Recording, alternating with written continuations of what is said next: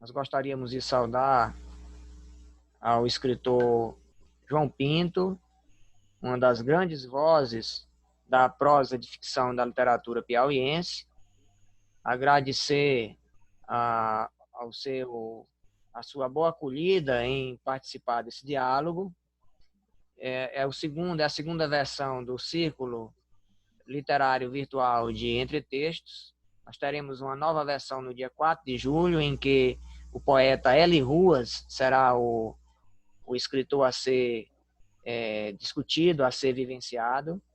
E o João Pinto produz habitualmente contos, tem uma série de livros de contos publicados, um deles em 91. Você pode dizer o título do livro, João? É Vozes Esvaídas, não é isso? Estou correto? Luzes Esvaídas.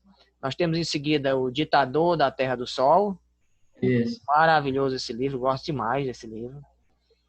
Nós temos Contos de uma Aula no Vermelho, o livro do qual você ainda há pouco fazia referência, e está lançando agora pela editora Caravano o livro As Pedras Doentes da Rua do Filho, romance fabuloso.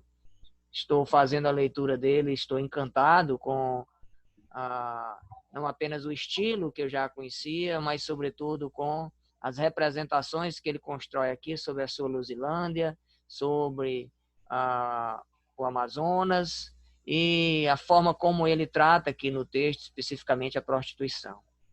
Então, são alguns dos elementos que estão me chamando no primeiro momento a atenção. Então, seja bem-vindo, João. Eu vou projetar aqui o roteiro que você havia inicialmente estabelecido, encaminhado para nós, para que servisse como ponto de partida do nosso diálogo. Fique inteiramente à vontade para a sua exposição. Vou projetar aqui o roteiro que você nos encaminhou. Está visível aí para você, correto? Tá. Então vamos aí, fique bem-vindo e fique à vontade. Pois é. A gente elaborou seis partes com relação à construção do livro, né? E a primeira, seguindo na ordem aí, seria sobre os rascunhos. Então, como é que se deu isso? Primeiramente, esses rascunhos, eles foram feitos em 6 meses, quando eu me aposentei da sala de aula. Aí é o seguinte, o problema todo e a dificuldade de rascunhar um romance seria por conta de eu ter sido antes um mero contista, aonde o conto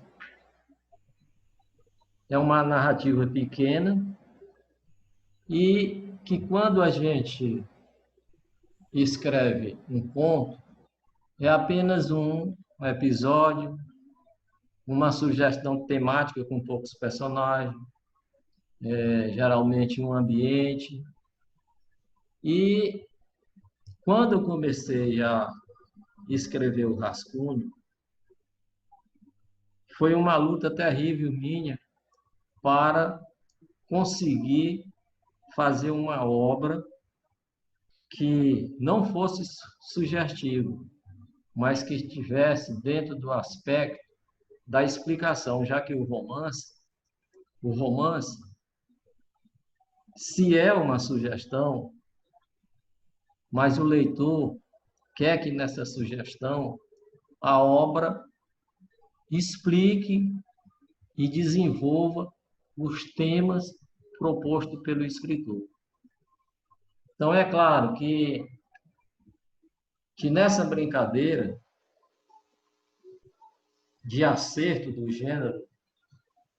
gênero romance, eu passei quase 10 anos escrevendo essa obra, fazendo ajustes nela, na questão da linguagem. Só depois é que eu mandei a obra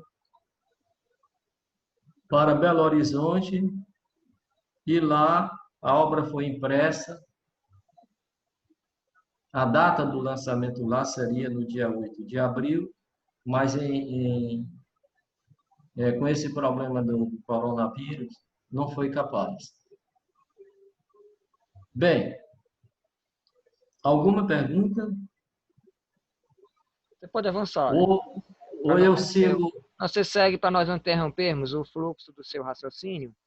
Eu mesmo já tenho aqui um questionamento a lhe fazer, mas você segue o fluxo do seu raciocínio e nós posteriormente retomamos para fazer intervenções, ok? Pois então é o seguinte, então eu vou, como é que se diz? Você quer abrir logo para um primeiro momento de diálogo? Eu acho o seguinte, eu acho que eu falando um pouquinho das coisas, Então vamos aí por depois partes. aí a gente pode fazer a conexão do diálogo entre os parceiros, né? Não seria? Isso. Você quer abrir Aí logo? tem aí, ó, Você o quer abrir, foco da narrativa. você quer abrir o diálogo por cada tópico, é isso? Pode ser. Pode Aí ser. tem, olha, o foco da narrativa. O livro apresenta dois narradores, um nordestino e outro amazônico. Aí tem o livro. Esse segundo, com o livro, lida com dois cenários. A gente pode elucidar essa parte aí, colocando que o livro, na forma como ele foi construído,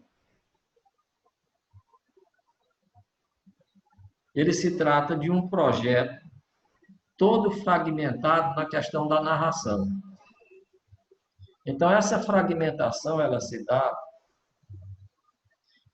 dá quando o narrador faz um corte de ruptura na narrativa e apresenta um cenário.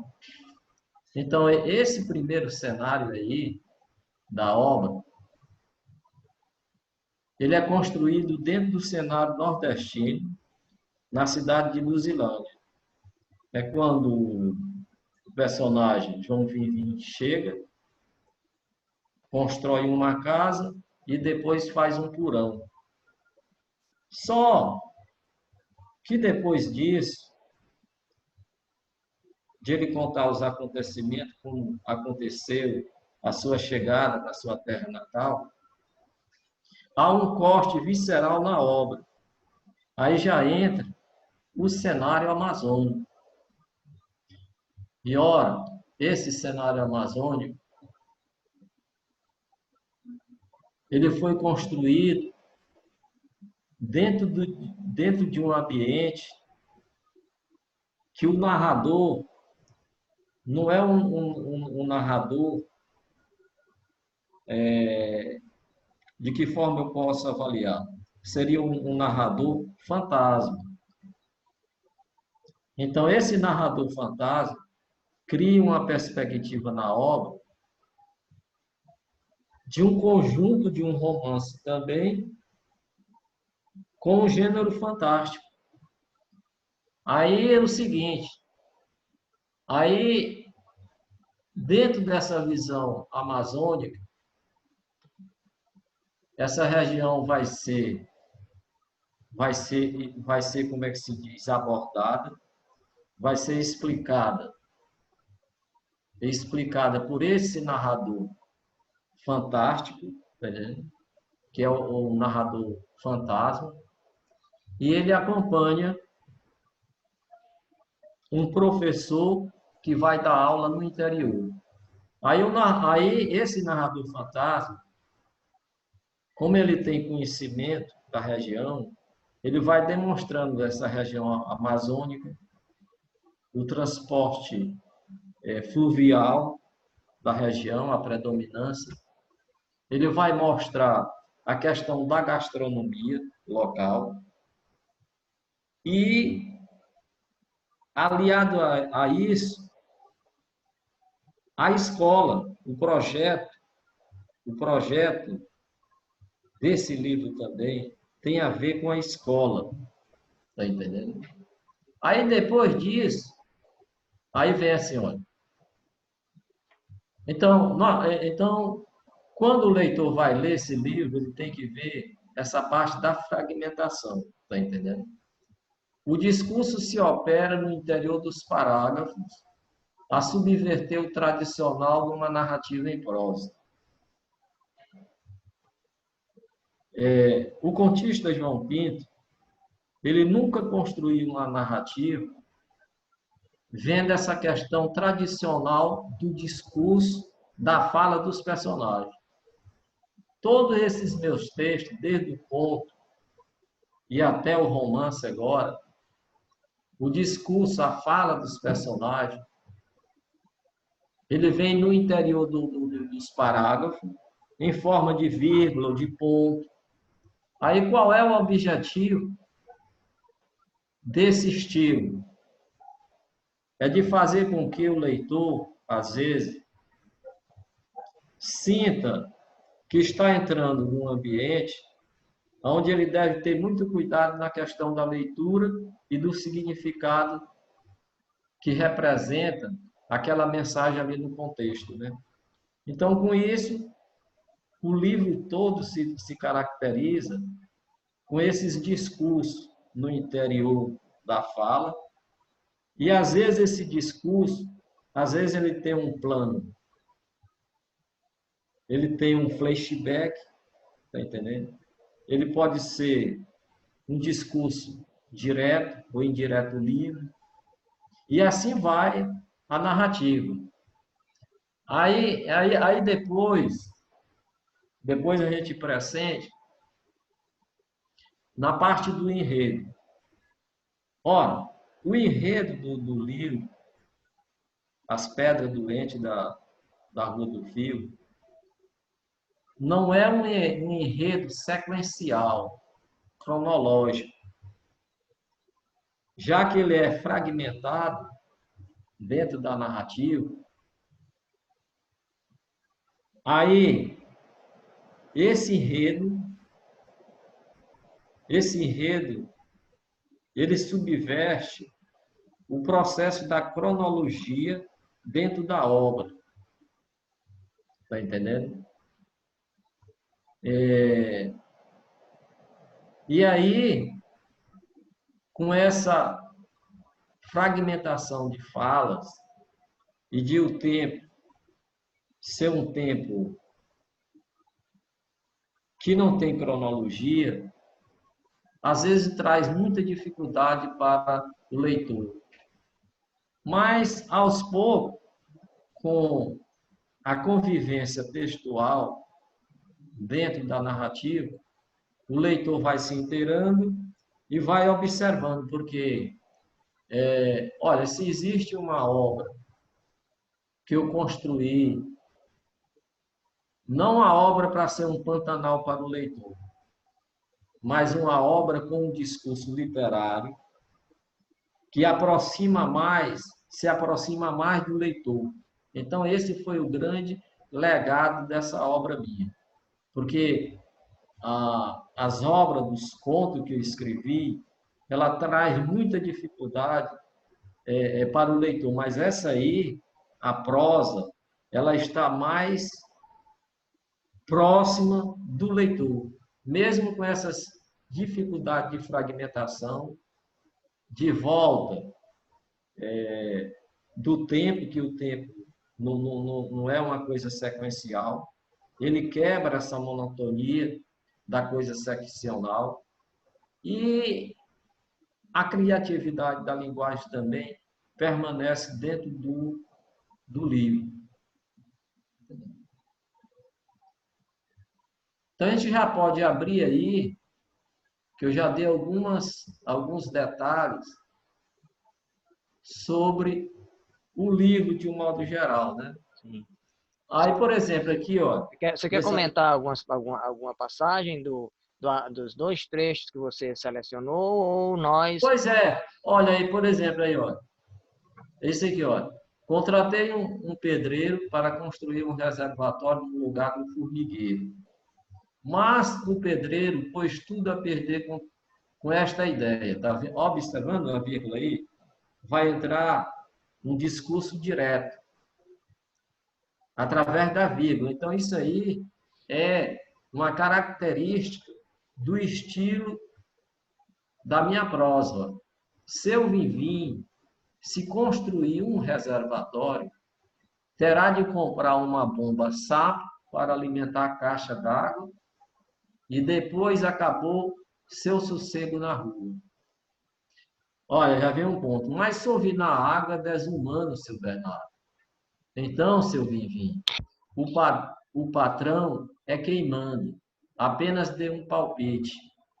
Quando ia saindo, chamei-o novamente e ponderei. Numa coisa, você tem razão, seu Bernardo. Nessa rua ainda não há água encanada. E sei o sofrimento da gente. Mas qual é a sua ideia para construir no lugar um porão, seu Vivi? Porão? As pessoas da cidade não fazem porão nas casas. São espaços inúteis e criadores de insetos. Então, seu Vivi, faça seu reservatório, mas à noite, ao dormir, a ideia do porão passou a remoer meu cérebro como dor de dente. Foi indo até que acalmou. Então, observe o seguinte, ó, tem uma verdade aí desse romance. Por exemplo, eu li uma obra do Hidalberto Barbosa Lima, que é um dos grandes críticos literários, que é paraibano. Então, ele escreveu um livro, que eu não me lembro agora o título, onde ele questiona essa questão do título nas obras. Ele diz que um título na obra sugere até o leitor comprar essa obra numa vitrine. Aí ele vai apontando, aí ele vai dizendo que, às vezes, os títulos, eles se repetem quase como um clichê de um escritor para outro. Aí eu havia escrito, o primeiro título que eu dei a esse romance foi Minha Aula, Meu Revés. Não, foi não. Foi O Porão de Luzilândia. Mas aqui no Amazonas tem um escritor que escreveu um livrozinho, uma novela, O Porão das Almas. Olha aí, olha, a conexão do clichê da palavra porão. Eu sempre eu ficava inquieto com o título O Porão de Luzilândia. Quando eu demonstrei para o Kennard e outros intelectuais daí, ele disse, rapaz, João Pinto, esse título não está beleza. Aí é que veio a ideia, As Pedras Doentes da Rua do Fio. Eu digo, agora tá bom. Porque o livro, ele trata, de certa forma, de patologias de doença, como o mal de Alzheimer, tá entendendo? E aí vai pela frente. Então, eu tive muito cuidado nisso. Eu escrevo a minha prosa, mas o meu cuidado é com a linguagem clichêizada. Eu procuro escrever uma coisa que traduza poeticidade no discurso também, que tem muita coisa nesse livro, tá? Aí aqui embaixo vem o outro cenário aqui, esse aqui, olha. As águas, dá para levantar um pouquinho aí? Deixa eu ver aqui. Sim, sim. Ó, as águas do Rio Negro moviam com força a proa dos barcos. Uns que saíam e outros que chegavam lotados do interior. Era intenso o tráfego no rio. Gente e bagagens que saía ou entrava para suas caixas de madeira. Agora, iria conhecer o outro lado da região. Atrás do ladrão que fugia. O barco ia lotando com redes atracadas nas madeiras no âmbito convés, que sufocava quem era passageiro. Uma buzina bizarra produzia um som potente ao repetir várias vezes sua partida. E as pessoas acenavam e jogavam beijos às que ficavam. Agora viajaria a uma cidade do Madeira e, ao persegui-lo, nem imaginava repetir o gesto de outros aventureiros que caçaram tesouro na Amazônia com bravura. Mas a malária e os bicos das araras os deixaram sepultados na floresta. Acho que nós conseguimos, João, ter uma visão muito concreta do seu projeto literário e poderíamos aqui abrir para discussão. Se Isso. eventualmente o tempo de que nós dispomos aqui se encerrar, eu vou gerar um novo link e encaminho aqui para o contato dos que estão participando, que estão cá comigo, tá? Se eventualmente o nosso tempo aqui se encerrar. Eu gero uma outra reunião, coisa de 5 minutinhos, tá? E encaminho o link para cada um dos que estão aqui participando, tá? Quero aqui saudar a escritora professora Marta Cortesão, que está aqui conosco também, tá? Que Então, legal. tá? Quero saudar todos Parabéns para que estão aqui conosco. os convidados aí Então, da João, sala. vamos aqui então abrir, quem eventualmente tenha questionamentos, que se manifeste. Eu gostaria de iniciar aqui, eu pontuei uma série de questões aqui acerca de sua narrativa. Eu chamo narrativa porque conto, crônica, romance, novela, são narrativas, né? Em essência, né? Então, independente do gênero, né, nós vamos lê-los como nós lemos narrativa, né? O procedimento, o modo de ler a narrativa, embora tenha variantes, mas é muito próximo, né? Diferentemente do modo de ler poemas. Me diga uma coisa a princípio.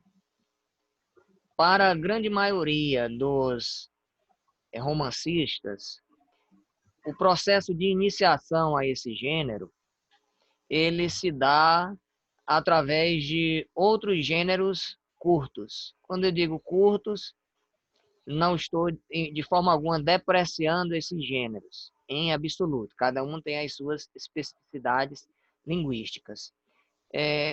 Seja o conto, seja a crônica, seja a novela. E às vezes, inclusive, esses gêneros mais breves, como a crônica e às vezes o conto, eles servem não apenas como experimentalismo da linguagem, servem para reforçar o aprendizado dos recursos da literatura, mas eles também vão contribuindo para formar uma cosmovisão que, de alguma forma, é sintetizada nos romances. No seu caso, particularmente, o perfil dos personagens que você constrói, a ambiência dos personagens. Eu estou aqui vivo aqui em minha memória um de seus contos, O Ditador da Terra do Sol, né? Que é o conto exatamente em que nós temos uma personagem que raspa a cabeça das domésticas que trabalham em sua casa para que ela não venha despertar nenhum interesse da figura do esposo lá no latifúndio. Eu estou aqui com a presença desse personagem muito vivo. Toda vez que eu lembro dos seus textos, me ocorre desse personagem que foi tão bem construído naquele conto. E o conto, que é um conto de excelência. Então,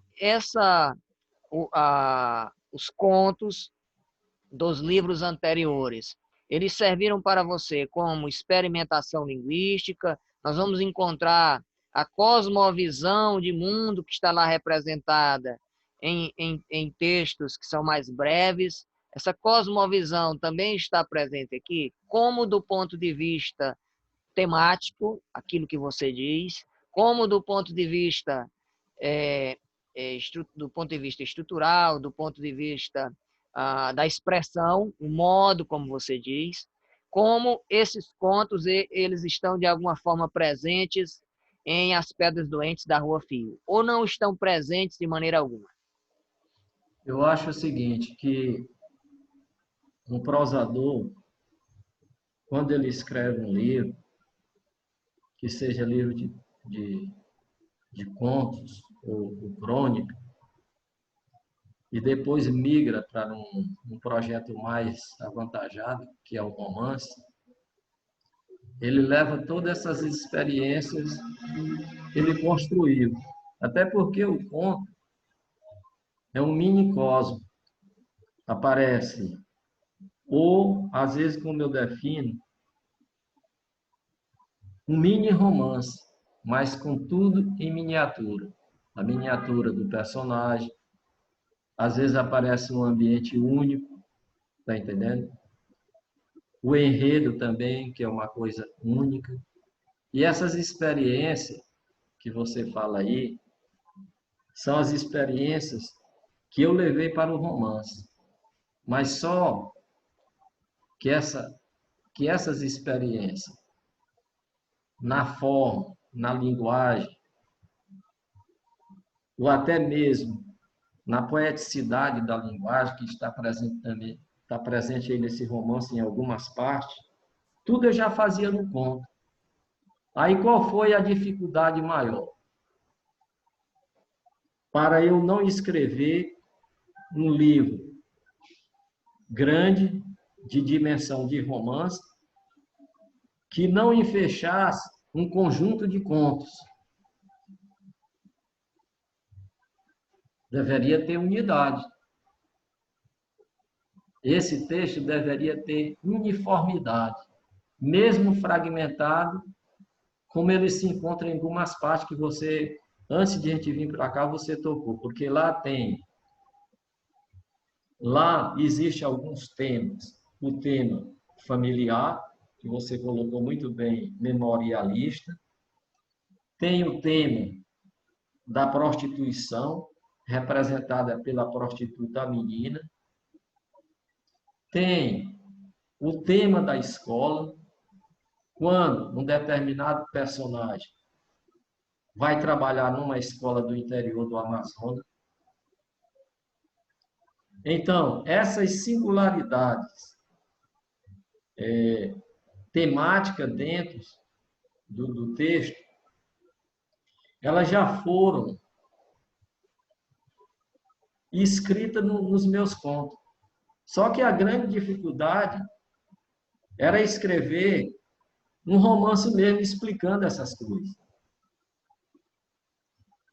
Aí a uniformidade desse livro, porque quando o autor, ou melhor, quando o leitor termina o primeiro cenário amazônico, o primeiro cenário nordestino, que é feito esse corte visceral na narrativa, e o leitor vai ler uma paisagem amazônica, aí ele fica pensando assim, o leitor. E a sequência da vida do João Vinvim nessa paisagem do Nordeste. Será se ela não tem alguma conexão? Que essa conexão é que forma o universo uniforme do livro. Que quando esse personagem amazônico sai, vem da cidade do interior, perseguindo o ladrão para pegar um baú que era o baú que o avô dele tinha deixado. Aí ele vai, acompanha esse personagem, que era o professor lá, que estava dando aula, que tinha roubado o baú dele. Aí ele termina os dias dele lá como professor, como migrante, e volta para o Nordeste. A grande surpresa para o narrador amazônico é que ele vai deixar esse baú dentro do porão do João Vinvim, aonde ele escreve os manuscritos sobre a cidade de Luzilândia. Aí o livro torna uniforme. E até porque que uma grande intenção aí também do livro é contar sobre a doença mal de Alzheimer. E como é que poderia um idoso, um aposentado como João Vivim, viver numa cidade do interior e sofrer e se contaminar com essa doença, que é genética da família dele, e não ter nenhuma cuidadora. Aí que entra a grande jogada do livro que conta a história do João Vivim com a prostituta do cenário nordestino. Aí o livro fica todo amarrado desse jeito. O livro, em outro aspecto, conta essa grande tragédia, conta uma história de amor que passa a ter uma fatalidade com a morte do personagem, mas também ele também questiona a vida dos imigrantes que vêm, que se deslocam principalmente do Nordeste, para outros locais, como aqui na Amazônia. Porque é o seguinte, aqui, no início da borracha, no final do século XIX, que começou o grande momento da borracha, migraram para cá cerca de 500 mil de nordestinos. 80% desses nordestinos, uma boa parte deles morreram nas selvas, justamente por malária, que era a doença mais perigosa. E os outros que sobreviveram, me parece que foi uma seleção natural da região, uma região altamente úmida, como era a Amazônia naquele período. Então, a gente discute essa questão da migração do João Vivim, morando, ele com aquele desejo eterno de sempre voltar para o Nordeste, mas, ao mesmo tempo, não queria deixar a região amazônica. Nós temos aqui algumas questões que pontuamos, João, mas eu vou passar aqui a palavra para quem dela queira fazer uso e queira Isso. lhe dirigir algum outro questionamento. Por gentileza, quem deseja se manifestar, desabilite seu microfone e faça a formulação ou comentário que julgar oportuno, por favor.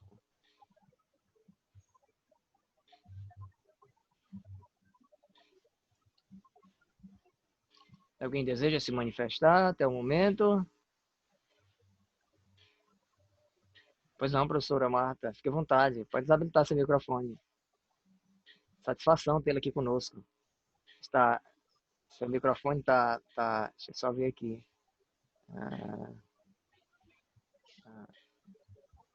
Agora sim.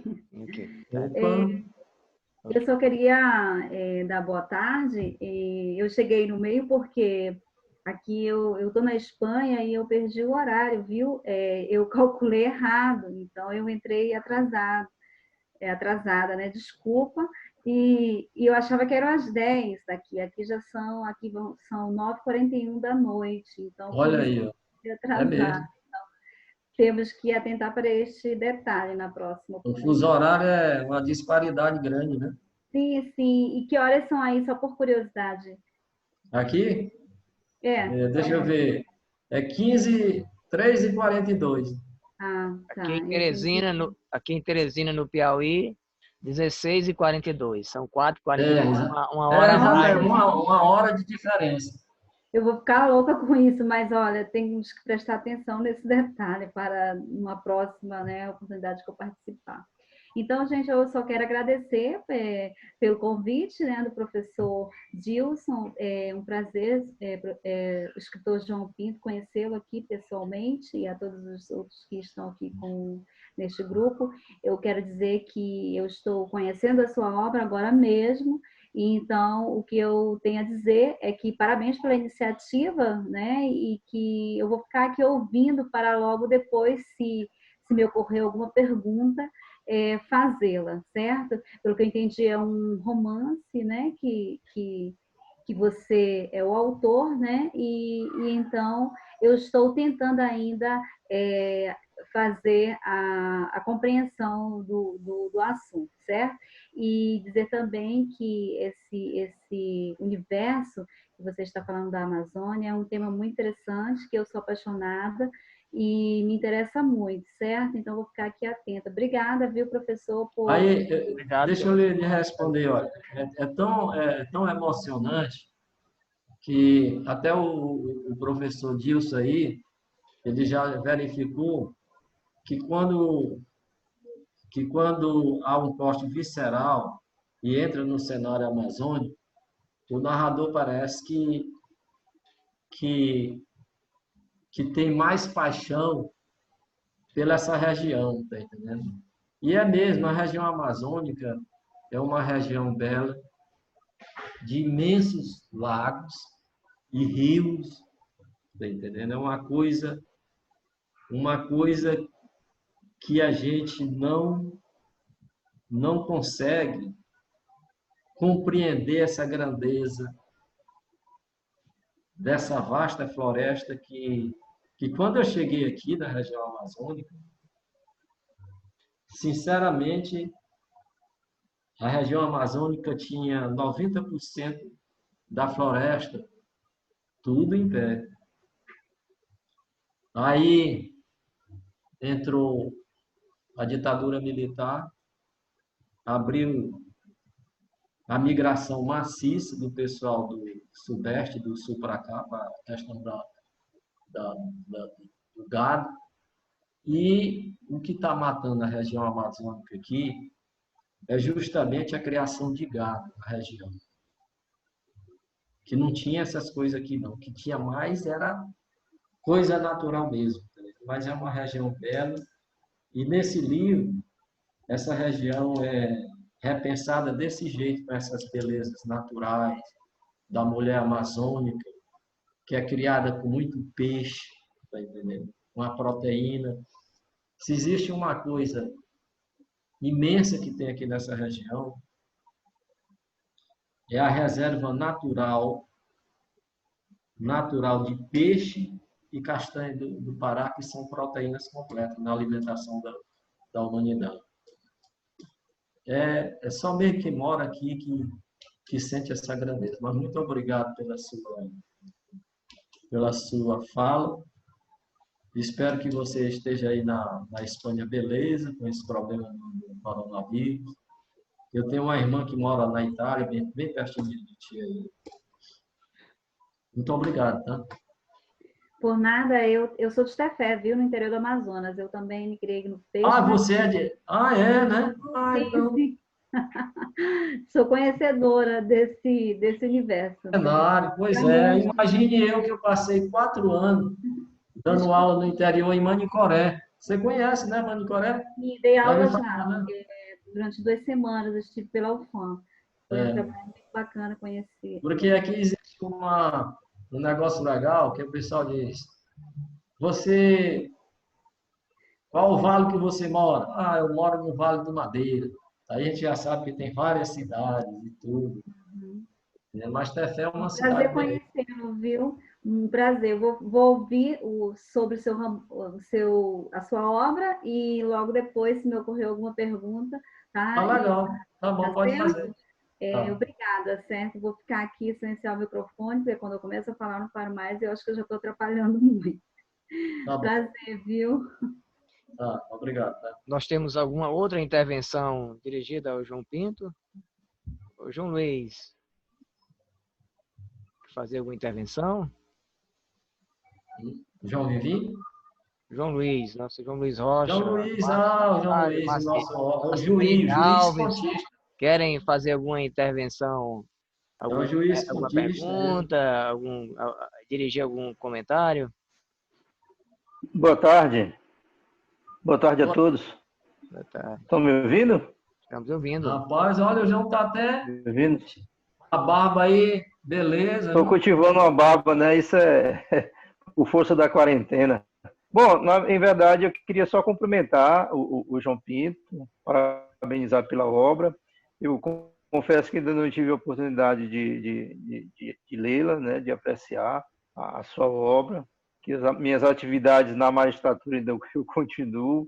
Só a única coisa é a mudança ao invés de trabalhar de forma presencial, estou trabalhando nesse formato aqui que nós estamos, né? Pela videoconferência, até as audiências, nós estamos fazendo as audiências telepresenciais. Você imagina uma audiência que começa às 8 horas da manhã, eu vou terminar 12 horas, porque tem sempre uma complicação por conta dessas ferramentas. Às vezes cai a rede, né, cai a internet. Mas muito bem, eu só parabenizar e parabenizar também o professor Dilson Lages pela iniciativa, já é a segunda atividade, né, que ele lança nesse projeto desses diálogos aí. E da mesma forma que a escritora Marta Cortesão, eu estou aqui também para ouvir, né? Eu confesso que é muita coragem sua, muita audácia sair do conto para o romance, né? Eu acho que, eu não sei se eu vou conseguir cumprir essa tarefa, ter essa ousadia, mas eu admiro essa tua passagem, João Pinto, do conto para o Olha, romance. eu vou Acredito que não ler. seja fácil. João Luiz, você deve procurar um livro aí na livraria do Stephen King chamado Sobre a Escrita. Rapaz, esse livro me ajudou muito no processo de construção do meu romance. Ah, Ele, tá. ele explica no livro, o título do livro é Sobre a Escrita. A gente sabe que ele é o mestre do suspense nos Estados Unidos. O romance Sim. dele é um cara que a maioria dos romances que ele escreveu, tudo já está na tela do cinema. Aí é o seguinte, ele escreveu esse livro, me parece que foi em 2002. Quando eu estava no meio do livro, sofreu um acidente e passou quase um ano hospitalizado. Quase morreu, cara. Aí ele conversa com o prosador, que é um livro não é metódico, tá entendendo? É um livro que ele ajuda o escritor, o prosador, a se aproximar mais do leitor, não ter medo de escrever o enredo do livro, trabalhar muito bem, deixar o medo de escrever. E outra coisa importante, que ele diz que as respostas de a gente escrever um livro tá naquilo que tu já escreveu, para tu dar uma sequência da narrativa. Então essa foi a grande descoberta que eu tive no romance. Porque no conto, você escreve um conto e fecha aquele enredo. Mas aquele enredo dá uma sugestão para tu construir mais essa narrativa. Pois é isso no romance que tem as brechas. Ah, tu queres construir um assassino no teu texto? Tem personagem que se adequa dentro desses personagens que tu já escreveu. Aí, como o processo narrativo é uma ficção, é uma mentira, aí a gente faz esse link, criando essas coisas até quando você termina o enredo do livro. Mas é muito importante você e o Dias procurar ler esse livro do Stephen King, Sobre a Escrita. Não é um livro que ensina... Vou procurá-lo. Obrigado aí, viu, meu amigo? Um abraço aí para você, foi legal. Outro grande aí, parabéns pela obra. Vou continuar aqui na escuta. Tá bom. Quem mais desejaria, Marcos? Você desejaria fazer algum questionamento? Maciene Alves, vocês gostariam de fazer algum questionamento? Eu tenho aqui duas outras questões que eu pontuei aqui, mas vamos deixar. Marcos Maciene. Olá, Dilson. Boa tarde a todos. Boa tarde. Meu áudio não está muito legal aqui. Até para ouvir vocês está um pouco complicado para mim. Mas eu estou lhe ouvindo bem. Pois Eu também. pronto. Pois tudo bem. Pois então, o vídeo não dá para me botar porque minha webcam está com problema. Mas eu estou lhe ouvindo bem. Estou ouvindo, mais importante. Certo. Vou continuar. Em relação à obra, também não conheço ainda o livro, mas pelo que escutei do autor, né, do João, o livro ele conta uma passagem, né, onde existem dois cenários, né, diferentes, né, isso, João? E a minha pergunta é em relação a esses cenários, o que você usou para unir em relação a essa tentativa de produzir um livro que unisse esses dois cenários diferentes, né? No caso, que passa na Amazônia e no interior, Luzilândia. É aqui no Piauí? Na Fica cidade... já próxima ali dos Lençóis Maranhenses, né? Perto da cidade de São Bernardo.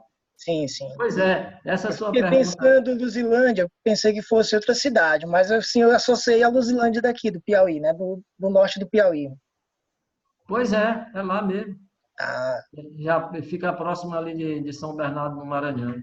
sim, sim. Conheço Beira do Rio Luzilândia. Paraíba. Aí é o seguinte, olha, essa sua pergunta aí foi muito legal com relação a esses ambientes. Observe que o personagem principal do romance chama-se João Vivim. Sim. Tá entendendo? Quando ele se aposenta na cidade do Amazonas, ele retorna para o Piauí com aquela ideia obsessiva que poderia pegar o mal de Alzheimer. Está entendendo? Sim. Então, ele trouxe da região amazônica toda a convivência ambiental, material e emotiva dessa região. Aí, quando ele chega dentro do Nordeste, numa região diferente, ele não se sente mais aclimatado para viver nessa cidade. Só que acontece um grande acontecimento na vida do João Vivim. Ele tinha mais ou menos uns 50 anos quando se aposentou, que era esse período, esse tempo que as pessoas se aposentavam antigamente, com 50 anos, uma mulher com 45 anos. Aí um dia ele desce o bordel da cidade e conhece uma prostituta desbocada. Uma prostituta mais ou menos com entre 18 e 19 anos. Aí essa prostituta, aos poucos, vai dilapidando esse lado enfermiço dele, de se preocupar com doença e não querer viver a vida dele. E ele vai, paulatinamente, se afeiçoando a essa prostituta, sem nenhum preconceito social nem nada. E pois não é que essa prostituta tinha também algum vínculo afetivo com a família dele no Maranhão. Aí é o seguinte, aí ele começa a ter uma relação quase assim de amor por ela, e o livro fala desse grande momento de um educador com valores totalmente diferentes, o valor da doença, o valor da intelectualidade, o valor de convivência de outra região, e com a convivência com uma prostituta com outros valores, os valores da sobrevivência material do dia a dia. Mas sempre essa prostituta demonstrava para ele o lado da alegria. Não era por ser prostituta, mas era o arquétipo emotivo dela que fez prender esse personagem do romance, que é uma grande projeta assim uma história de amor entre esses dois mundos díspares que existe, um educador com a prostituta. E nisso a gente tentou fazer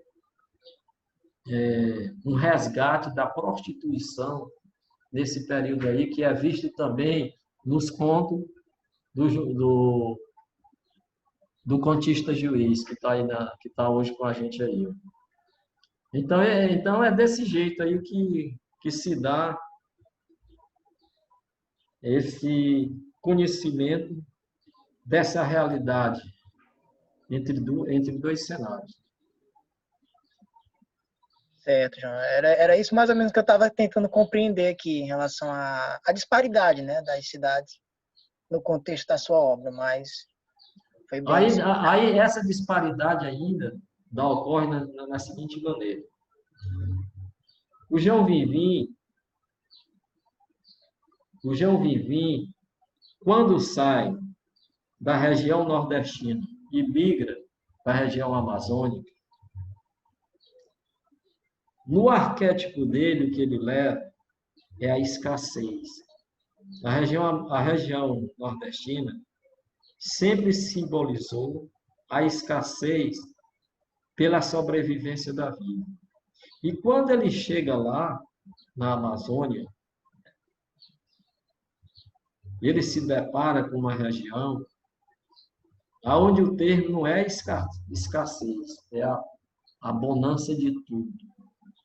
Imensos rios, peixe à vontade, uma região com frutos, todo tipo de fruto que vem da floresta, está dizendo que até hoje existem essas coisas aqui. Aí ele tenta fundir essas coisas dentro do processo mental dele. Quando ele volta para lá, para o Nordeste, aquela região está a mesma coisa ou a pior, da escassez. Mas ele foi mais lá para viver nesse cenário que foi o cenário da morte da mãe dele na doença mal de Alzheimer. E lá conheceu essa prostituta. Tá bom, meu amigo? Obrigado.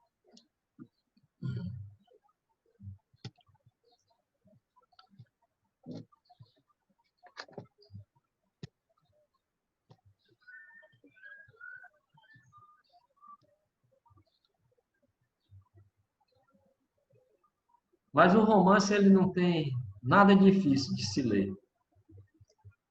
As únicas coisas que trazem assim policiamento para o leitor é essa questão da fragmentação do texto e dos diálogos que são montados de modo subversivo no texto.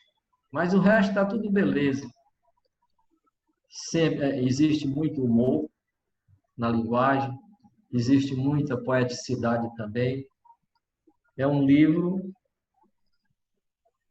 que eu construí com a mesma qualidade dos outros livros de contos que eu havia produzido. Marciene, você deseja fazer algum questionamento? Eu vou passar, então, adiante. Eu havia aqui, João, a princípio, formulado aqui um questionamento que me ocorreu quando eu comecei a leitura do livro e fiquei curioso para confrontar aqui o seu olhar de terrorismo para a sua Luzilândia, quer dizer, não é para a sua Luzilândia em si, porque é um personagem que fala, né? Mas a autoficção não tem como se libertar dela. Ela está muito viva aqui nesse texto, né? Da Luzilândia representada nas páginas do livro, para confrontar com as cidades amazônicas que estão aí, com a Amazônia aí representada.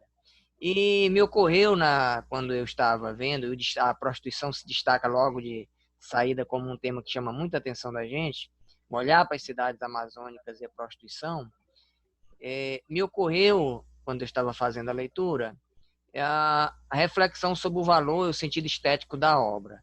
Você já teve a preocupação de evidenciar isso desde o início, né? Que o círculo, os textos em prosa, estão organizados com a seguinte perspectiva: o autor, ao falar da sua obra em si, o autor vivo, ele faz 6 perguntas sobre a obra que ele considera fundamentais para se entender a obra ou o seu processo de criação, a obra em si ou o processo de criação, e vai responder a essas perguntas. O João optou por não fazer as formulações em si, mas já por apresentar as respostas em forma de tópicos, né? O João Pinto. Então, diz o Harold Bloom que a obra literária, a qualidade da obra literária está associada à sua capacidade de gerar estranhamento. Estranhamento, exatamente. Então, mas essa característica, hoje, ela já não tem sido muito suficiente, ou apenas aquilo que há de suficiente, para nós caracterizarmos a dita obra pós-moderna. E há teóricos em tempos em que os estudos culturais invadiram o campo da teoria literária, se tornaram quase que uma primeira natureza, com muita ênfase ao discurso e às diversas semioses que hoje habitam os estudos da literatura, inseriu-se aí uma outra condição para validar o valor de uma obra literária, que é o fato de as vozes de o texto representar vozes. E que vozes são essas? Vozes, embora essa ideia não seja nova em si, seria representar exatamente o quê? A periferia, seria representar exatamente segmentos que historicamente têm direitos negados. Então, o que nós estamos acompanhando hoje, em termos de literatura, de dimensão estética da obra, já não é só essa capacidade de estranhamento, de dizer por meio de uma linguagem não revelada, de dizer de uma maneira muito personalista. Hoje se tem colocado como critério muito regularmente também o fato de vozes, de diversas vozes excluídas, conseguirem ser enxergadas. Então, você consegue fazer isso aí, inclusive, tematizando o lado da miséria e do conflito da condição humana, nos personagens que estão representados aí, não apenas na figura da prostituta, mas também na própria figura do professor, na própria figura do que navega pelas águas do rio, né? Então, esses elementos, eles conseguem revelar isso muito bem. Mas quando você falava, eu estou fazendo esse pequeno comentário aqui porque eu queria fazer uma reflexão aqui sobre a prostituição, mas você já o respondeu aí anteriormente na pergunta do Marcos. E aí eu apresento a pergunta seguinte, quando você faz referência aí, pontuou que a sua narrativa é uma narrativa fragmentada, em que vozes se confundem, né? Em que você subverte os discursos, subverte a fala do narrador, integrando a fala do narrador, a fala do personagem, tornando muito vivo o processo de interlocução, de inserção do leitor, inclusive na própria leitura da obra, embora isso retarde um pouquinho a leitura, exija que ele lê num ritmo mais lento, né? Mas vai fazendo também com que o texto seja experimentado de uma maneira muito mais viva também, né? Aí tem um fato curioso, né? Que me ocorreu quando você falava aí, dizendo que você insere, né? Está muito vivo no texto, a figura do narrador fantasma, né? Que ele acompanha, né, esse professor para você inserir a presença do fantástico. E aí você tem a união entre o fantástico e o social, né? Não é social e o real também. Não é o fantástico, o social e o real, né? O real está através do social, né? Então você consegue ver o social e o fantástico, que não é empregado largamente, né? Mas não é assim, isso é uma tarefa desafiadora, né? Pelo menos a mim parece, agregar os dois sentidos, né? É mais fácil você agregar o social ao psicológico, né? Mas ao fantástico, me parece a mim que é uma atividade mais exigente. E aí você diz que insere esse narrador fantasma. Então, veja bem, qual é o meu questionamento? Qual seria a influência das lendas e dos mitos, já que você está numa região que ela, por essência, já é mito e já é lenda. A Amazônia, para o mundo, para nós que estamos em outras regiões do país, é a lenda em figura de gente, é mito em figura de gente. Então, qual é o lugar do mito e da lenda na construção do seu narrador, na construção, inclusive, desse fantasma, na construção das representações de mundo que você constrói em sua obra? Vamos ver, vamos tentar explicar isso, né? Eu acho o seguinte, esse narrador fantasma criado, ele não se detém nessa parte lendária da região. Ele se agrega mais ao contexto social da escola. Tá entendendo? Ele vai inserindo essas coisas, ele acompanha esse professor que vai dar aula no interior, numa escola, e está sempre ao lado dele, e a visão que ele tem mais está relacionada com a visão gastronômica da região, a visão dos rios, dos afluentes, dessas coisas. Mas não existe essa interação assim explanada da questão do mito da Amazônia. Não existe isso no meu livro, não. Mas tem alguns livros representativos aqui na região desse jeito também. Mas isso aí o narrador ele não opera nisso. Até porque ele persegue um cara que rouba um baú dele de um hotel, que era um legado afetivo do avô, e nessa perseguição ele vai registrando a região amazônica, os costumes, a gastronomia, a vivência material dos ribeirinhos e tudo. É isso aí que o livro fica mais representativo. Me permita aqui um questionamento. O seu narrador, ele é um narrador, então, não para focar... Esse narrador que abre espaço para o fantástico. O fantástico, ele funciona na obra, então, como um artifício linguístico, né? Ou seja, ele é um artifício que eu emprego para representar os costumes, os hábitos e os valores, e não aquele fantástico no seu sentido stricto sensu, né? Então, ele tem uma outra função, ele é um artifício para que eu possa inserir uma dada voz que vai me... Até porque a voz dele, a função dele, é contar a história desse professor dentro da sala de aula, que usa sempre esse baú na sala de aula do avô dele. Aí ele vai registrando esses aspectos do dia a dia da região, tá entendendo? É isso. Aí ele funciona como aquele narrador. Não existe um narrador, existe um narrador em primeira pessoa, que às vezes ele narra seus acontecimentos como personagem principal. Aí existe um narrador, também em primeira pessoa, que ele conta a história de um narrador mais importante, de um personagem mais importante.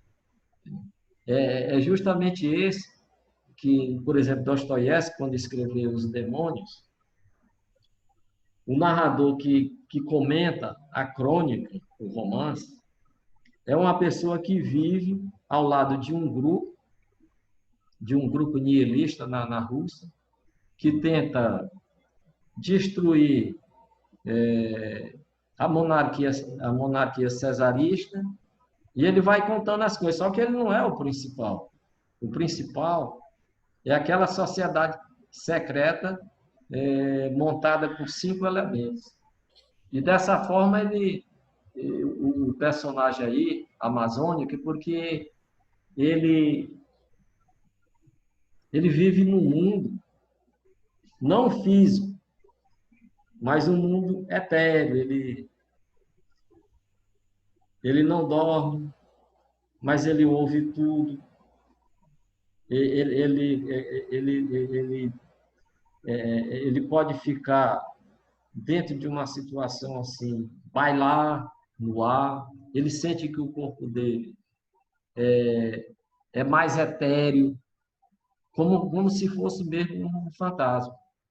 Mas só que ele vai dando todos os acontecimentos que ocorrem com esse personagem professor dentro do município. E aí ele vai registrando a fala do cara, os hábitos dele lá, como é que ele se inteirou como um personagem migrante dentro de uma região, como é que ele reage com a cultura local e tudo. Então, isso aí é um outro lado da narrativa, tá entendendo? Da região amazônica. Ô, João, eu andei aqui pontuando uma série de palavras assim muito específicas que têm uma conotação regional. Inclusive palavras que são bem nossas, bem próprias do Nordeste, algumas até que se confundem aí com o Norte também, né?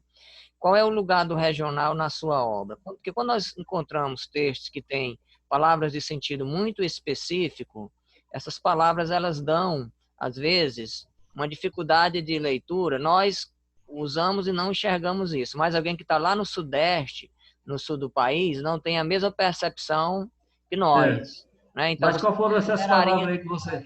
Não, encontrei, por exemplo, né? Se eu vou aqui para a passagem que você... é das passagens mais interessantes aqui para mim do livro. Vou aqui avançar, por exemplo, para a página 153, né? Vamos encontrar assim, que são palavras... 153?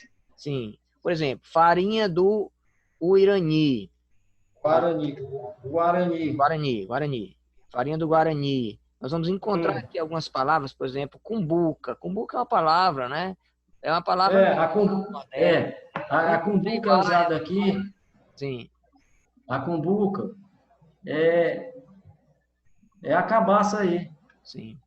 Inclusive aqui quando ele... Aliás, existe até um dito popular... Aí eles não cortam a cabaça. Aí eles transformam numa cumbuca para servir o tucupi e algumas coisas aí. Aqui recebe a designação clássica, está cada vez mais raro nós encontrarmos na zona rural, né? Daqui do Piauí. Aí essa farinha aí, a farinha do Arini, é uma farinha aqui no Vale do Rio Negro, que os índios fabricam, e ela é toda assim, bem delicada. O grão dela parece assim, não ser farinha, tá entendendo? É toda ovalzinha. Tá vendo? Eu sou especialista em farinha do Arini. Não é? Olha aí, ó. Eu sou especialista em... Então acrescente aí que você mais é amazônica aí, ó. Olha, a farinha do Arini realmente ela é aquela que é preparada com a mandioca, né? A mandioca anta, antinha. Meus pais eram agricultores. E então, o que acontece? A farinha do Arini é quando você, na bacia, faz o processo de girar para que ela se torne bolinhas. Bolinhas, exatamente. Isso. E quando joga no forno, ela fica como se fosse ova de peixe. Sabe aquelas bolinhas? Então, tem exatamente. Sabe por que isso aí? Porque a farinha... Então, a mediana. Então, tem essa farinha do Arini, é esse processo. Ela tem o amazonense só quer só farinha do Arini, né? A farinha do Arini é porque ela começou a ser fabricada no Arini, certo? Então, o Arini é um município próximo a Tefé, de barco, assim, que não corre muito. Entre a comunidade dos índios, né? Não são só indígenas, são maranhenses. Mas eles já pegaram esse processo Provavelmente eles tenham pegado esse processo e já deixado pelos índios. Claro, mas assim, essa farinha do arinhim, segundo a minha mãe conta, ela não foi criada pelos índios, ela foi criada por uma família portuguesa que se estabeleceu ali e viveu como ribeirinho e fizeram... Interessante isso, ó. Sabe? Então, assim, os indígenas também viviam por ali, mas os indígenas, a partir do momento que eles passaram a viver no Arinhim, já não era aldeia, né? Porque já era um aglomerado maior Povoado, né? Sabe que a paróquia dominava né, a questão do cristianismo e tudo isso. Então, assim, eram pessoas mais católicas e pessoas descendentes de portugueses e também estrangeiros, no sentido de que imigrantes, né, que vinham do Nordeste nesse sentido. Então isso quer dizer que você tem descendente de nordestino, né? Sim, a família de minha mãe é do Nordeste. Eles foram para o Acre e do Acre para dentro do rio Urucum, em Quari. Mas onde? Do Ceará ou Maranhão? Seu descendente? Não, do Ceará, no Ceará. A minha mãe veio de lá, a família dela. Porque é o seguinte, nesse período aí da borracha, isso. A melhor borracha extraída na região amazônica ficava no Acre, porque lá chovia menos do que o Amazonas. O Amazonas é o estado mais úmido da Federação Amazônica. Uhum. E as terras lá tinham uma semelhança com as terras do Nordeste para plantar. E dá tudo beleza lá mesmo, porque aqui, na época aqui, que o pessoal trazia milho de lá, que era cada espiga zona de milho, que era coisa linda, parecia com aqueles milho produzidos lá no Nordeste. Falando de regionalismo, eu tenho uma pergunta, né? Porque tem sempre essa polêmica eu não conheço a obra, eu vou perguntar por isso, porque eu não conheço, e eu gostaria de saber, assim, a opinião de vocês em relação essas duas vertentes aí que são muito discutidas dentro da questão do regionalismo, que esse regionalismo de cor local e esse regionalismo que é chamado universal, né? Então há uma discussão entre vários autores aí. O que vocês têm a nos dizer a respeito disso? Que eu sou nova aqui e eu quero aprender com vocês. Eu vou entregar essa sua voz aí para o Dilson, que ele é mais didático do que eu.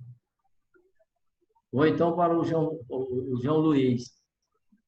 Isso é uma polêmica, né? Uma questão assim para discutir, né? Não vamos aqui colocar como que é isso, que é aquilo. Porque o regionalismo na literatura ele se deu quando o escritor escrevia uma obra e difundia os hábitos sociais e culturais e gastronômicos dessa região.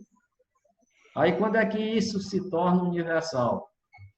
Quando a obra que ele escreveu sai desse âmbito, esse âmbito regional, para um âmbito mais universal, porque tem um seguidor de leitura mais importante.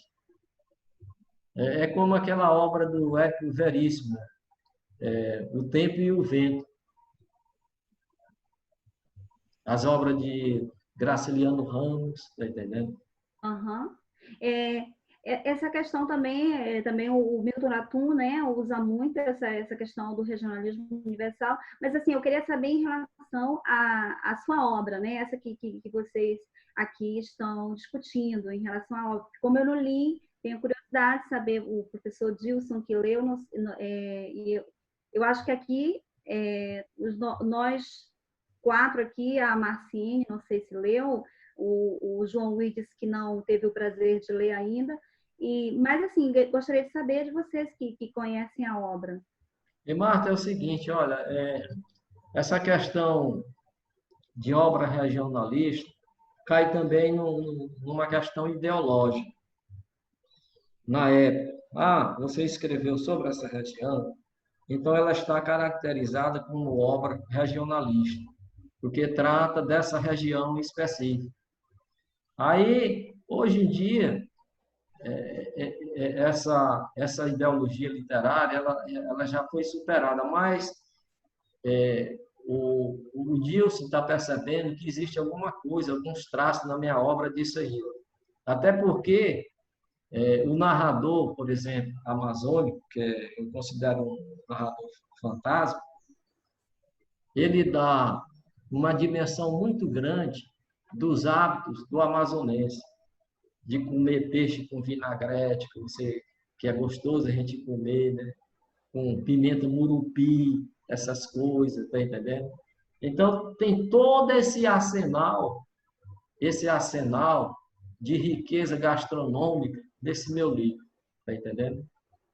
Para caracterizar essa região, mas também, quando chega na paisagem nordestina, e ainda tem outra coisa, você elencou uma questão muito importante.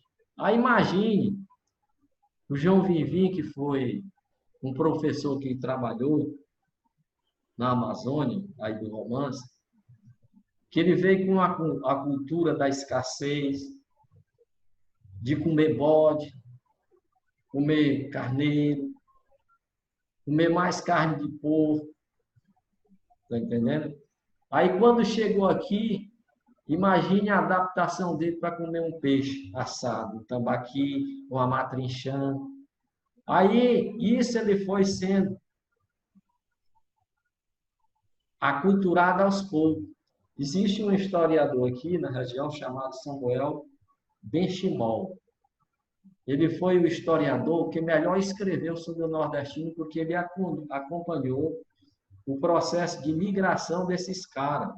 Quando chegava em Manaus e era distribuído para o Acre e outros estados para trabalhar no período da borracha. Então ele conversava com eles e tudo. Sabe o que é que ele diz? Ele diz o seguinte, que antes dessa migração aqui para a região amazônica,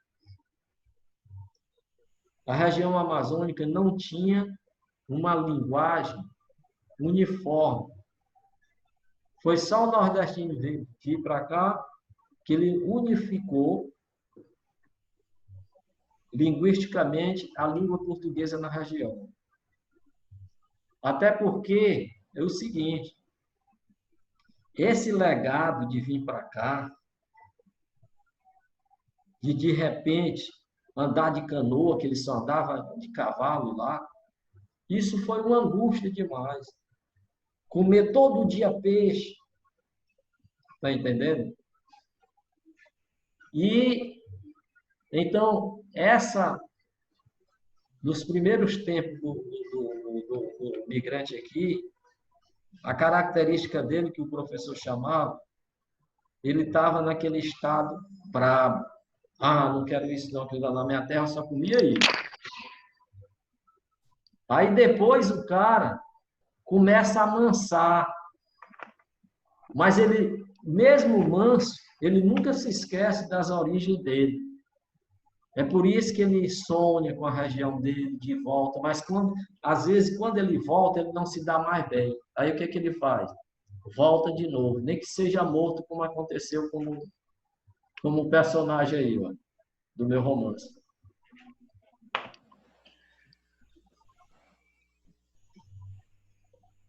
Tudo bem, João? Não, ainda sobre essa questão do regionalismo local, o regionalismo universal, assim, eu visualizo, por exemplo, você fazer essa divisão bem clara na minha mente. Se você fala Grande Sertão Veredas, do Guimarães Rosa, não se trata de um romance que se possa dizer que é regionalista, né? Tipicamente regionalista, porque o regionalismo dele é totalmente universal. A gente poderia até enquadrar o 15 aí da Raquel de Queiroz como um tipo romance regionalista. O próprio Graciliano Ramos, com Vidas Secas, no São Bernardo, ele, apesar de geograficamente realmente regionalista, mas pela riqueza da narrativa dele, da linguagem, você também já não enquadra. Aí o que eu queria saber do professor disso é justamente isso. Primeiro é que eu acho que existe um certo preconceito. Eu acho que escritor nenhum hoje, nos dias de hoje, quer ser taxado como um regionalista, ou aquele regionalista tacanho de que falava o nosso saudoso Ayrton Sampaio, né? Que se confunde com causos. Eu acho assim, que esse regionalismo que se confunde com causos, com a história sem nenhum tipo de trabalho com a linguagem, com a palavra, esse sim é um regionalismo que sepulto, acabou. Mas nada impede que você crie uma história ambientada num espaço regional, local, no interior mesmo, nos cafundós do Juda. Nada impede que você confira essa narrativa uma linguagem moderna, né? Claro que você não vai fazer um romance ou um conto urbano, já que ele está geograficamente localizado no interior. Mas, através da linguagem, essas questões aí podem ser superadas. Ou eu estou errado, professor Dilson Lages? Eu vou retomar aqui a sua fala. Você citou aí o nosso dileto Ayrton Sampaio, grande divulgador da literatura piauiense, estudioso e um extraordinário contista. Tarântula, isso? Falecido Tarântula. Sua natureza, em essência, questionadora, né? Por diversas vezes ele pontuou discussões aqui entre nós acerca desse regionalismo. Eu não vou, por uma questão de ética, aqui citar os autores citados e questionados na sua qualidade literária, mas eu vejo uma outra questão também a ser considerada nessa discussão. Esse regionalismo ele tem origem onde? Ele tem origem nos contos populares. E os contos populares, eles são a matriz de todo o processo de evolução que nós temos, não apenas no conto em si, mas nas narrativas em que tem a presença da mímese literária.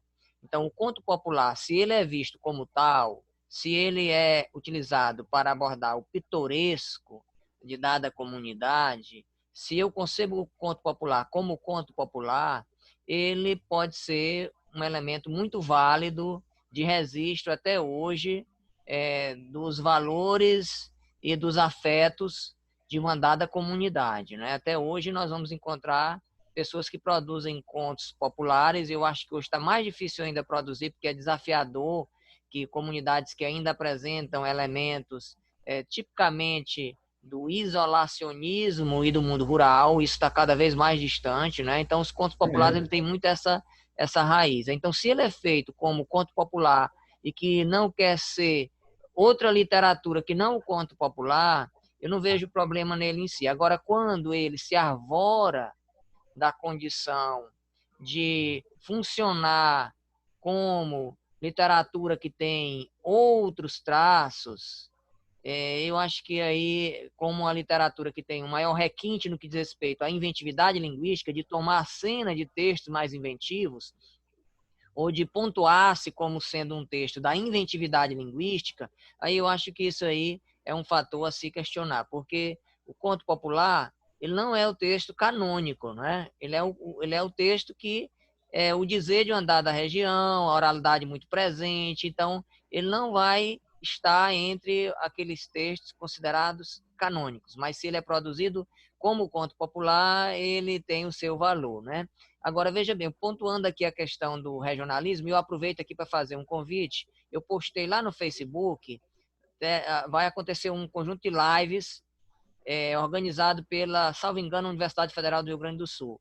Uma delas, elas têm, entre os participantes, está o professor Sérgio Gonzaga, que é um grande professor do Rio Grande do Sul, autor de um belíssimo livro de história da literatura brasileira, curso de literatura brasileira, e ele estará na terça-feira, via, se a memória não me falha, Facebook, ele vai estar falando sobre o romance de 30, acho que é ele quem vai estar falando, se a memória não me falha também. Eu pontuei, coloquei esse post lá no Facebook, eu vou compartilhar novamente e vou divulgar também no portal Entre Textos.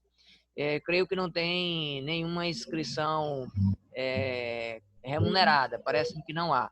Então, vão acontecer, vai ser realizado esse conjunto de conferências sobre literatura às terças-feiras, e uma delas é sobre o regionalismo de 30, é agora dia 23, a quem interessar possa. Mas eu vou aqui tocar nesse ponto, e aliás a universidade de lá tem a editora que publica o Sérgio Gonzaga tem um livrinho chamado Romance de 30, o professor Idelgardo, Tá me fugindo aqui, inclusive, tô até me fugindo se não é o professor Edelbrando o nome dele. Tá aqui um pouquinho distante aqui na estante, não tenho como eu retirar de lá no momento sem me ausentar de cá. Então, a mesma editora do livro do Sérgio Gonzaga tem um livro sobre o romance de 30. Então, eu vejo o seguinte, e aí eu vou tomar como parâmetro a inquietação ainda pouco do nosso dileto João Luiz, as pessoas não quererem parecer a alcunha de regionalista, né? Eu estou numa situação porque eu fui dar dialogar sobre um livro meu para uma entrevista de rádio com uma professora de Brasília, e ela me perguntava, olha, sua obra é regionalista. Eu não estava esperando aquela pergunta, porque até então, embora eu saiba que lá tem elementos do regional, é, aquela pergunta eu não esperava, e na hora eu me senti, naquele momento ali, para mim não foi de forma alguma uma ofensa. Ela fez a leitura, e a leitura própria que pareceu para ela, né? Mas naquele momento eu fiquei me questionando o que eu ia precisamente responder, porque eu não concebia como regional. Mas o regional ele tem sido focalizado a partir de quê? Sobretudo a partir, hoje mais ainda, a partir da linguagem. Há corrente aí que trabalha com a ideia, com a defesa de que hoje nós temos um novo regionalismo. Aliás, esse foi um tema de uma conferência recente. Tem uma entrevista recente hospedada no Entre Texto do professor Erasmo Braga, professor aqui da Universidade Estadual do Piauí, do programa de pós-graduação da Universidade Federal, e ele fala um pouco a respeito do assunto. Quem está coordenando um núcleo de palestras coordenado pelo professor Júlio Bastoni, da UFC. Está lá no Entre Textos, se você consultar nas páginas anteriores, colocar lá neorregionalismo, o Júlio Bastoni, você vai encontrar lá a fala do professor Erasmo. Ele é um tema, aliás, do doutorado dele. Então, veja bem, não apenas desculpem as minhas digressões, não apenas essa característica da presença de palavras que são muito peculiares, e aqui tem essas presença, veja que a cuia ela vai adquirindo outros sentidos, a cumbuca que aí nós chamamos muito mais ela de cuia, né? Usada inicialmente para transportar farinha, né? Isso é cada vez menos comum. Existe até um ditado popular: quando se bate sobre a água com as mãos, né? Nesse sentido se diz, ele está batendo cumbuca, né? Sobre a água, né? Então tem esse ditado popular, né? Bater cumbuca, né? Pressionar a mão fechada sobre a água, né? Então, e essas palavras elas vão muitas vezes sofrendo transformações, vão sendo ressignificadas, e de tal modo que daqui a 2, 3 gerações, as gerações mais urbanas, né, se possa alguém até questionar literalmente qual é o significado, né, o sentido dessa palavra cumbuca, né? Vai questionar. E qual foram as outras palavras que você viu aí no meu texto aí? Já eu retomo aqui a elas. Agora, veja bem, João, tem alguns aspectos que nós temos que considerar também no regionalismo, que eu vejo. O que é? É a presença, além das palavras, no estricto senso, que é a presença da ideologia socialista. Porque o regionalismo, no seu sentido literal, e o regionalismo está na essência do modernismo na prosa de ficção, embora nós tenhamos lá já o Mário de Andrade conseguindo levar lá para a sua prosa a presença das vanguardas e fazer inovações sintáticas, inserindo lá a linguagem cinematográfica em seus romances, nós vamos encontrar no regionalismo, e que começa, portanto, no Nordeste, com o Congresso Regionalista que acontece aqui no Nordeste. É ele que é a grande matriz da literatura que começa a ser produzida, que promove a grande transformação na prosa de ficção brasileira, que se dá a partir de 30. Então, se nós tomarmos como parâmetro essas obras, literalmente, nós vamos encontrar a presença de quê? A presença do socialismo. Então, esses textos eles têm uma dimensão ideológica muito grande, e eu consegui enxergar, embora você tenha o fantástico, eu consegui enxergar na preocupação dos personagens que você cria aqui, eu consegui enxergar essa dimensão, essa preocupação com os mais frágeis. Então, toda a obra regionalista, há essa preocupação com aquilo que está oculto, escondido, com os mais fragilizados. Eu vejo isso aqui também no seu texto. Então, eu não vejo só do ponto de vista de uma ou outra palavra da expressão linguística. Eu vejo também no perfil dos personagens que você representa. Embora não seja lá o regionalismo stricto sensu, poderíamos dizer que é a influência, né, desse regionalismo e um regionalismo renovado, né? Eu penso muito a partir dessa ótica. Eu vou passar aqui a palavra para alguém que queira pontuar alguma outra questão. Nós estamos já com o nosso tempo avançado. Eu ainda tinha feito aqui alguns outros questionamentos, sobretudo que diz respeito à questão do lugar da memória no seu texto, né? Porque quando você diz que você fragmenta por duas razões. Você fragmenta porque quer fazer valer a memória está muito viva, e fragmenta também porque, do ponto de vista de inserir, de se preocupar com o leitor, de tentar trazer o leitor para dentro do texto, fazer com que ele perceba e sinta esse texto com uma expressividade maior, né? Então, qual seria o lugar da memória e da autoficção, das suas experiências pessoais na sua prosa de ficção, né? Qual é o lugar da memória? Pareceu que ela é um elemento vital.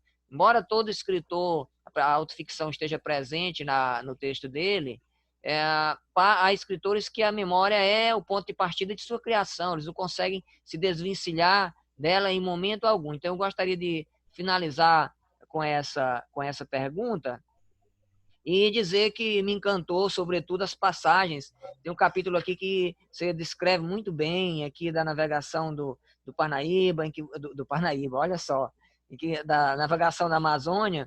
Você tem as passagens aqui sobre a pequena cidade amazônica. Eu queria ler só um trecho aqui dele, me permita, antes. Pode ler, Aqui na página 154. Aliás, eu li esse trecho hoje fazendo referência ao seu livro, né?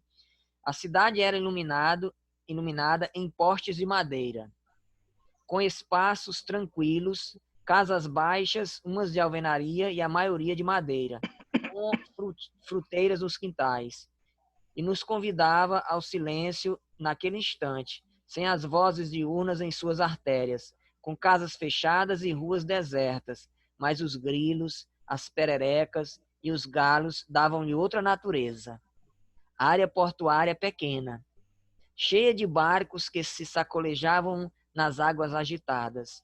Havia um barranco alto em toda a extensão dela, como flechas para se proteger dos invasores. Eu achei essa passagem do livro muito definidor da imagem que eu tenho da região amazônica, ou de uma das imagens que eu regularmente tenho da região amazônica. Eu não estou dizendo que é a imagem, mas é uma imagem que, para mim, definiu muito bem o que você concebe como Amazônia em sua obra. Então, você já fica sabendo o seguinte: você tocou num ponto capilar dessa minha narrativa entre as paisagens amazônicas e nordestinas. O livro fala de memórias. E as memórias que tem ali, tem a memória afetiva da família, tem uma memória de brincadeira do João Vivi, que ele coloca esses textos, tem uma memória política também. A memória política aí tem como um grande filtro irônico com relação à política local aí da cidade. E tem a memória da doença, patológica da doença, e a memória da prostituição. Então, todas essas vivências materiais aí, elas estão diluídas dentro do livro como forma de fragmentação. Está entendendo? De fragmentação. E existe uma coisa muito importante nessa questão que o João Luiz estava falando, sobre a questão do livro Grande Sertão Veredas. O que torna um livro universal é a dicção que o escritor usa nesse livro, aquilo que você chamava o estranhamento. Quando o escritor escreve uma obra, que ele é o único naquele estranhamento, ou na sua dicção pessoal, ele passa a ser universal e passa a ser um modelo para outras pessoas escreverem aquilo também.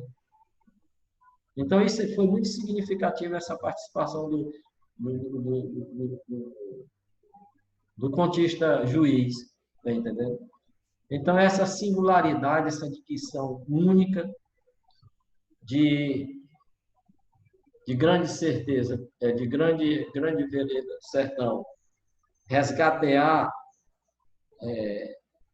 o ambiente social, os costumes de uma parte de Minas Gerais, com palavras diferentes, com uma linguagem diferente. É isso aí que tornou a linguagem universal desse escritor.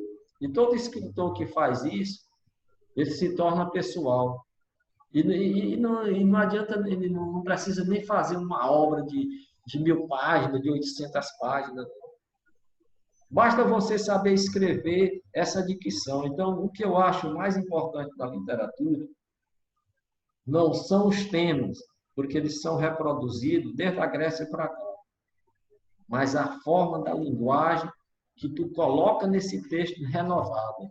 Aí que está o valor da literatura.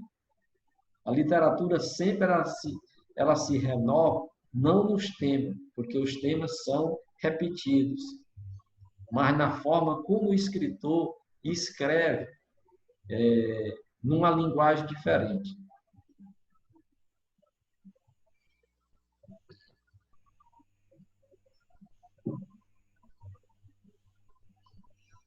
Bem, o João, acho que você quer falar, João Luiz? Você quer habilitar seu microfone, é isso?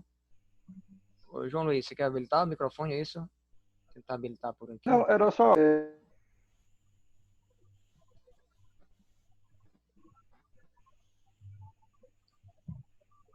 Não estou ouvindo. Ok, isso. Não, João, quando você falou que os temas são os mesmos desde os gregos, né? E, de fato, é verdade. O que muda é justamente o tratamento dos temas. Aí eu me lembrei de um livro chamado Variações sobre o Mesmo Tema, um livro publicado na década de 80, que, a partir de um conto de Machado de Assis, A Missa do Galo. E aí vários escritores, Osmans Lins, Lígia Fagundes Telles, Antônio Calado e outros, trabalharam o mesmo tema, a mesma temática, a Missa do Galo, dando uma leitura diferente. Então, é só para concordar com isso que você acabou de falar, João, que os temas fazendo realmente... paráfrase, né? Exatamente, paráfrase, exatamente. Variações sobre o mesmo tema. Os temas são os mesmos, são universais e atemporais. O que muda realmente é o tratamento que é conferido, que o escritor confere ao mesmo. Era só para pontuar essa questão aí. Obrigado. Nós temos aí algum outro questionamento, alguma observação? O que é de amazonense aí? Amazonense, a Marta. Eu gostei da Marta. Quando ela vier aqui, ela tem que me procurar aqui em Manaus para ela comer culinária do Nordeste, como bolo de goma, que eu faço. Pois olha, eu aceito porque eu realmente já estou até com fome de tanto dos pratos que você veio descrevendo, né? O peixe com vinagrete. Maria, muito beleza. Eu gostaria só de dizer que eu aprendi muito, né, neste encontro aqui com vocês. Eu sou uma aprendiz eterna, eu não sei nada praticamente, e agradeço ao convite e digo que também, né, eu escrevo um pouquinho, e eu escrevo poesia, então a prosa, para mim, ela é mais ainda para leitura, mas eu estou aí estudando formas de expressá-la, né? Porque acredito que somos capazes, né, de fazer tudo aquilo que colocamos em mente para fazê-lo, né? Então, gostaria de dizer que de repente a gente pode trocar correspondências, um mandar livro para o outro, não sei, né? Porque e conhecer a obra de vocês, porque aqui eu tenho uma dificuldade de comprar livros de literatura brasileira, né? Porque aqui na Espanha é muito escasso.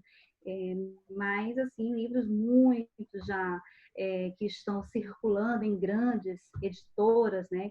Que são traduzidos e essa coisa, mas só que eu não gosto de ler a tradução, já que eu sou uma falante de língua portuguesa, porque acho que é uma riqueza, né? Conhecer no próprio idioma desses escritores que escrevem em língua portuguesa.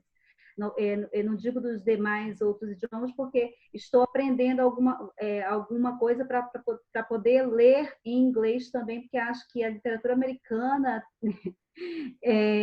está contaminando o mundo e eu preciso também não ficar para trás, né? Entendê-la também. Mas, no momento, a literatura amazonense, que é a minha nova enfoque de estudo, não só amazonense, mas eu quero dizer, quando eu falo do Amazonas, eu quero contemplar a Amazônia de modo geral.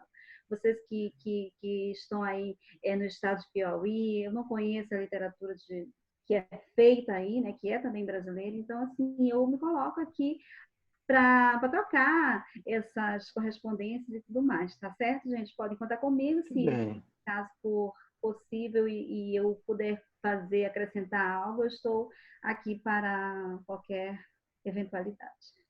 Tá bom. Obrigado. Eu queria dizer uma palavrinha para dizer que a Marta, colega Marta, escritora, está à nossa frente, João Pinto, e professor Dilson. Não sei em relação ao professor Dilson, não sei se ele escreve poesia, eu pelo menos não vi. Ela está mais à frente porque se ela escreve poesia, por que ela está à frente? Porque para mim escrever poesia é muito mais difícil. Aliás, nós temos um poeta piauiense aqui, Paulo Machado, que tem um pequeno poema, um haikai, que diz assim: fazer poema é fácil, é como amordaçar um lobo. Aí você tem uma ideia, é um metapoema, tem uma ideia como é difícil fazer poema. Então você está de parabéns que está à nossa frente. Pelo menos à minha frente, né? Que eu não me atrevo muito, embora eu escreva alguma coisa de poema, mas o meu foco é realmente a prosa e, no caso, a prosa curta, né? Os contos. Obrigada. Mas eu sei que eu ainda preciso aprender muito para chegar a algum lugar. Você vai chegar. Nós gostaríamos de agradecer o Marcos, Marciene, querem dar alguma palavra? Querem fazer alguma intervenção?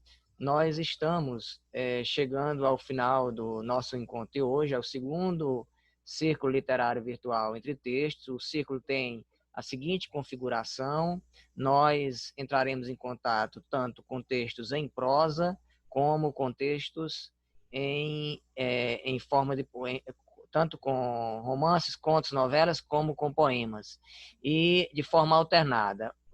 Um encontro é prosa, o outro encontro é poema. Enquanto durar a quarentena, os nossos encontros eles acontecem quinzenalmente.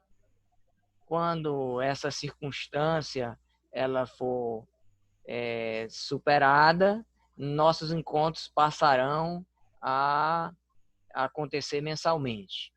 Então, no próximo encontro, nós teremos aqui o poeta L. Ruas, uma grande voz da literatura do Amazonas, e o estudo do poema será feito sob uma outra perspectiva. Se nós aqui entramos em contato com esse livro fabuloso do escritor João Pinto, a partir dessa perspectiva de ele formular 6 perguntas a si mesmo e responder, a perspectiva do próximo encontro será outra.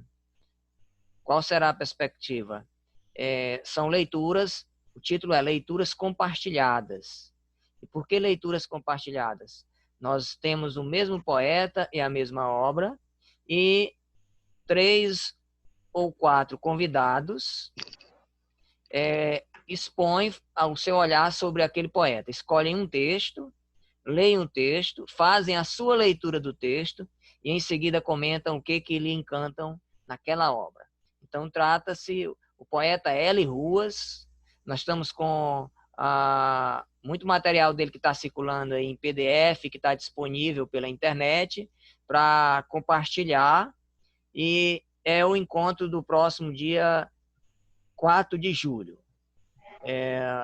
Quem, porventura, participou aqui do encontro, nos encaminha um e-mail de usonlages@uol.com.br ou pela página do Facebook, que eu vou socializar o que tenho em PDF do L Ruas. Agradeço a presença de todos e até a próxima oportunidade. Muito obrigado ao escritor João Pinto por ter aceitado participar conosco desse momento e compartilhar de sua sabedoria e de sua vivência com a linguagem literária. Obrigado a todos os que compartilharam desse momento conosco. Muito obrigado e boa tarde. Boa tarde, boa tarde. Boa tarde, João Pinto. Um abraço grande. Boa tarde, meu amigo. Boa tarde, irmão. Boa tarde. Marta Cortesão. Um abraço. Boa Um tarde. abraço aí para vocês. Prazer. Marcos Carvalho. Prazer foi nosso. Prazer, amigo. Do Deus. Produtivo, viu, o diálogo.